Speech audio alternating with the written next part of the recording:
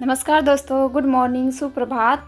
तो आज मेरे दिन की शुरुआत हुई थी 4 बजे और सारा नहा धो के सारा काम निपटाने के बाद मैं अभी 5:30 बजे अपनी स्टडी में लगूंगी। तो अभी चाय रख दिया है, चाय पक जाती है, चाय पी लेते हैं और फिर साथ में फिर स्टडी करेंगे। चाय पकते तक मैं आपको आपके नज़ारा दिखा देती हूँ थोड़ा सा बाहर का, क्योंकि भी पानी हमारे यहाँ लगातार 10 दिनों से लगातार आ ही जा रहा है। मतलब धूप ना निकल ही नहीं रही है। धूप देखने के लिए हम लोग तरस गए हैं। खैर, जो हो रहा है वो नेचुरल है, प्रकृति है, उसमें हम कुछ नहीं कर सकते। वो कहते हैं ना, जो हो गया उसे सोचा नहीं करते, जो मिल गया उसे खोया नहीं करते। हासिल उन्हें होती है सफलता जो वक्त और हालात पे रोया नहीं करते। क्योंकि जो वक्त और हालात होते हैं ना, कभी भी हमारे बस में नहीं होते, लेकिन उन्हीं वक्त में से, उन्हीं बुरे वक्त में, उन्हीं बुरे हालातों में हम खुद को कितना खड़ा रख पाते हैं। जो हमारा लक्ष्य है, जो गोल है, उसे पाने में जो हमारी मेहनत है, उसमें हम कितना अड़ग है। जो हमारी परिस्थितियाँ आती है, बुरे हालात आते हैं, उससे हम कितना डगमगा रहे हैं, कितना खुद को संभाल पा रहे हैं, तो वो हमारे ऊपर डिपेंड करता है। क्योंकि जो वक्त और हालात होते हैं वो तो अपने हिसाब से ही चलेंगे। तो यहाँ चाय वगैरह पी लिया है और चाय वगैरह पीते तक मुझे कम से कम 5:35-40 के लगभग हो गया था। और मैंने यहाँ खिड़की पे चाय रखा था ना, तो हल्की सी गिर भी गई है चाय, तो उसके दाग भी लग गए हैं दीवार पे। मैंने कल भी लाइट चैप्टर की न्यूमेरिकल एंड उसका रिवीजन किया था, तो कुछ न्यूमेरिकल बच गए थे, तो उसको अभी मैं सॉल्व करते जा रही हूँ मैम को देखते हुए। मैंने नोट्स से भी सॉल्व किए थे और कुछ 1-2 न्यूमेरिकल ऐसे थे जो मेरे नोट्स में नहीं थे, तो उनको देख के मैं सॉल्व करते जा रही हूँ। जो सक्सेस होता है उसके लिए पढ़ाई तो बहुत ज़रूरी होती है, लेकिन अगर पढ़ाई के साथ में हम उसको रिवीजन नहीं कर रहे, उसका प्रैक्टिस नहीं कर रहे, तो जो हमारी 8-8 घंटे की, कोई 7-7 घंटे, 6-6 घंटे की पढ़ाई करते हैं ना, उसका कोई अर्थ ही नहीं रह जाता जब तक हम पढ़े हुए का रिवीजन नहीं करें, उसका प्रैक्टिस नहीं करें। जो हमने आज तक पढ़ा है वो हमारे दिमाग में कितना सेट हुआ है, कितना बैठा है, हमें कितना याद है, इसकी जांच करने के लिए हमें मतलब प्रैक्टिस की बहुत ज़्यादा ज़रूरत होती है। और अगर प्रैक्टिस में कुछ कमी रह रही है तो फिर से हमें रिवीजन करने की बहुत ज़रूरत होती है। एक बार सारा जो हमारा कोर्स होता है, सिलेबस होता है, वो पूरा करने के बाद जो हमें सफल बनाती है, जो हमारा लक्ष्य होता है एग्ज़ाम में पास करने के लिए, सबसे ज़्यादा ज़रूरी होता है रिवीजन रिवीजन रिवीजन एंड उसके बाद प्रैक्टिस प्रैक्टिस प्रैक्टिस। नहीं तो हम साल भर पढ़ रहे हैं, पढ़ाई कर रहे हैं, जो पीछे का है उसको पलट के नहीं देख रहे, रिवीजन नहीं कर रहे, और साल भर पढ़ते ही पढ़ रहे हैं। हम जा रहे एग्ज़ाम देने और पता चलता है फिर एग्ज़ाम हॉल में हमें कुछ याद ही नहीं रहता है।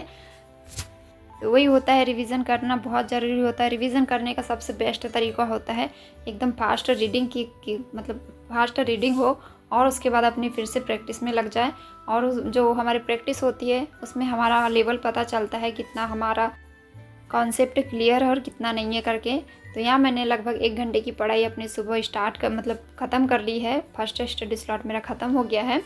तो मैं यहाँ पे किचन वगैरह थोड़ा सा क्लीन करूँगी, क्योंकि मैं रात को बर्तन वगैरह साफ़ करके नहीं सोती हूँ। किचन भी कभी क्लीन कर लेती हूँ, कभी नहीं कर पाती हूँ, क्योंकि जो रात का मुझे 1 घंटा होता है 9 से 10 बजे, उसमें भी स्टडी में लगाना होता है।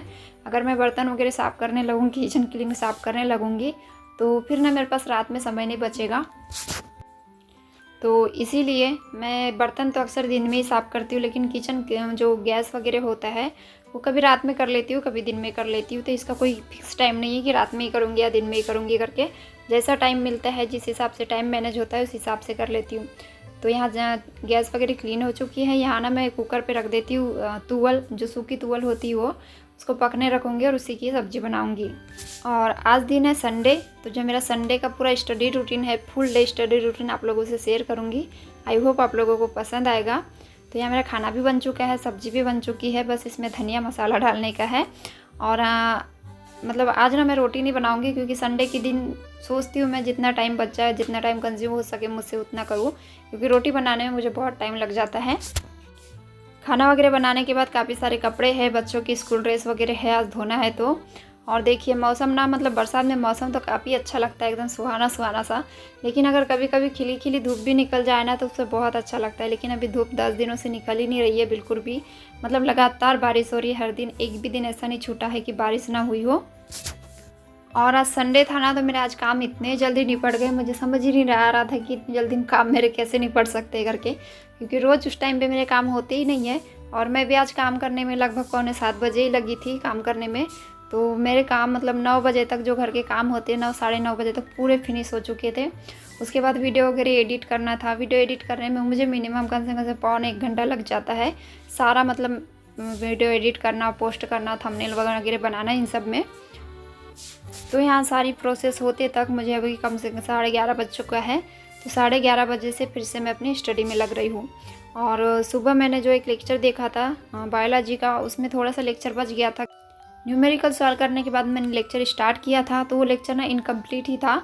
तो फिर मैंने खाना वगैरह खाना खाते खाते या थोड़े से काम करते करते मैंने वाला अपना लेक्चर कंप्लीट कर लिया था। उसके बाद फिर वीडियो एडिट वगैरह की और अभी पोस्ट कर रही हूँ। 11:30 बज गया है, तो मुझे अपने सेकेंड स्टडी स्लॉट में लगना है। और इस बार जो हमने ऐप से कोर्स लिया है ना, उसमें अभी DPP अवेलेबल हुई है। तो उस DPP ना मतलब उस फॉर्म में है जैसे हम एग्ज़ाम देते हैं ना, न्यू मतलब MCQ फॉर्म में है।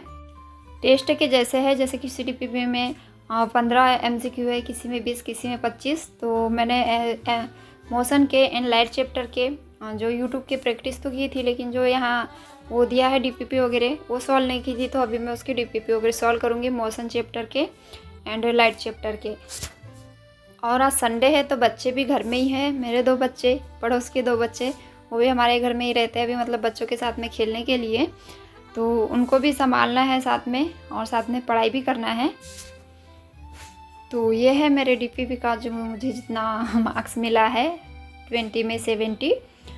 इसमें से 1-2 क्वेश्चन ऐसे थे, वो होते हैं ना जिनको जानबूझ के मतलब गलत करना, मालूम रह के आंसर रह के जल्दबाजी में ऐसे गलत टाइप हो जाते हैं। उस टाइप से 2 क्वेश्चन मेरे ऐसे गलत हो गए थे। और बच्चे घर में हैं, और बच्चे घर में हो और मस्ती ना करे, शैतानी ना करे, ऐसा हो ही नहीं सकता। दिन भर मैं आप लोगों से उनका नहीं दिखा पाई, क्योंकि वो इतना ज़्यादा मस्ती कर रहे थे और जितना मतलब डिस्टर्बेंस भी बहुत ज़्यादा कर रहे थे। लेकिन वो बच्चे हैं, उनका संडे का दिन है, उनका हक है खेलने का, कूदने का। और हमारे लिए हालात बहुत ज़्यादा डिफ़िकल्टी होती है कि बच्चों के साथ में पढ़ाई करो, मैनेज करो। लेकिन जैसे भी हालात है, जैसी भी परिस्थिति है, उन्हीं के साथ में हमें खुद को पढ़ाई करना है, सारे काम को मैनेज करते हुए। तो यहाँ लगभग मेरी अभी 4 घंटे की स्टडी कंप्लीट हो चुकी है और टाइम हो रहा था 4:30। क्या हुआ? किसने मारा? किसने मारा? तो यहाँ मैंने पढ़ने के लिए जस्ट अपना मोबाइल ही ऑन किया था और वैसे ही नीरू रोते रोते आई। मुझे लगा ऐसे ही किसी ने मतलब बच्चों के साथ झगड़ा करके, मारपीट करके ऐसे ही आई होगी, लेकिन वो कहीं गिर गई थी तो उसे बहुत ज़्यादा लगा था। फिर मैंने उसको पकड़ी, संभाली, थोड़ी देर मोबाइल वगैरह दी, तो फिर वो थोड़ा सा शांत हुई। और फिर मैं अपने थोड़े से घर के काम निपटाई, झाड़ू बर्तन वगैरह। और उसके बाद इवनिंग में फिर से मैं अपनी स्टडी में लगी हूँ।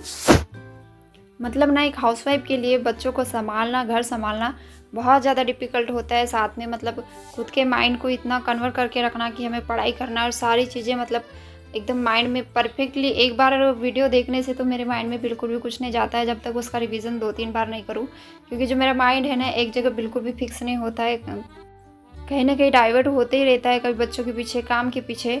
और मतलब मेरी बेटी तो ठीक है, लेकिन मेरे बेटे की तबीयत अक्सर मतलब उसका जो होता है ना इम्यूनिटी पावर, वो बहुत ज़्यादा वीक है। तो उसकी तबीयत अक्सर मतलब सर्दी, खांसी, बुखार ऐसा मतलब महीने में 1 बार तो होना ही है। तो उसका भी काफ़ी ज़्यादा केयर करना पड़ता है, ध्यान रखना पड़ता है।